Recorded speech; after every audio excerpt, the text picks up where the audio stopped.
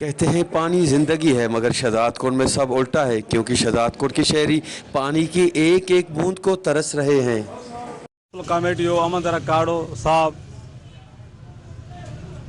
एडमिनिस्ट्रा पर हाँ रमज़ान जो भलारो महीनो आहे। भलारे महीने में जो शहजादकोट शहर में 4 लाख का 5 लाख की आबादी आहे। 4 वाटर सप्लाई आहिनि शहजादकोट शहर में वॾियूं, पर पानी स्टोर न करे सघिया आहिनि 4 वाटर सप्लाई में। तो माण्हू खे पानी खपे घरनि में।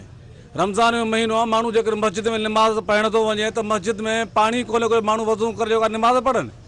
मैयत जेकॾहिं पई आहे घर उन में बि गुस्ल करण लाइ पानी कोन्हे को। हेॾी होॾी आबादी जो शहर आहे, 4-5 लाख आबादी जो शहर आहे। उन में 4 वाटर सप्लाई हूंदे बि पानी फुड़े लाइ माण्हू परेशान लॻा पिया आहिनि। जेके पैसे वारा माण्हू त पंहिंजो पैसो पानी ख़रीद करे घर में इस्तेमालु कनि था। ग़रीब माण्हू जेको रोज़ कमाए रोज़ खाए कान आणींदो पानी पंहिंजो त इस्तेमालु करे।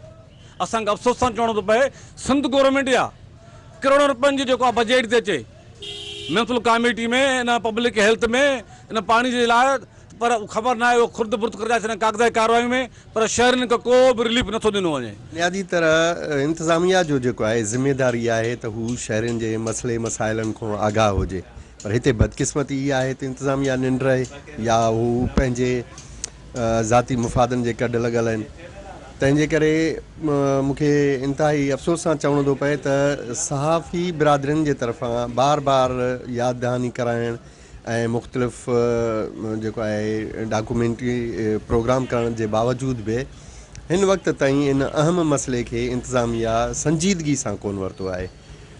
मां तव्हांजे थ्रू इंतज़ामिया खे वरी पुरज़ोर अपील कंदुसि त महिरबानी करे हिननि पाक मुक़दस ॾींहंनि ऐं महीने जे हवाले सां थोरो तवजो ॾियनि। माण्हू केतिरे तकलीफ़ में आहिनि।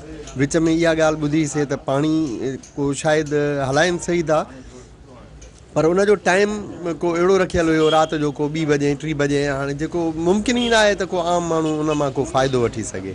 इन जे करे मुंहिंजी वरी बि इंतज़ामिया खे अपील आहे त इन मामले खे संजीदगी सां वठो। फर्स्ट न्यूज़ से बात करते हुए शहरियों का मजीद कहना था कि जुल्म की इंतहा यह है कि पानी पीने और वज़ू करने के हवाले से तो दूर की बात, मगर किसी मैयत को गुस्ल देने के लिए भी पानी दस्तयाब नहीं है। कैमरा टीम के साथ गुलाम अली ब्रावई, वॉच टीवी, शहजादकोट।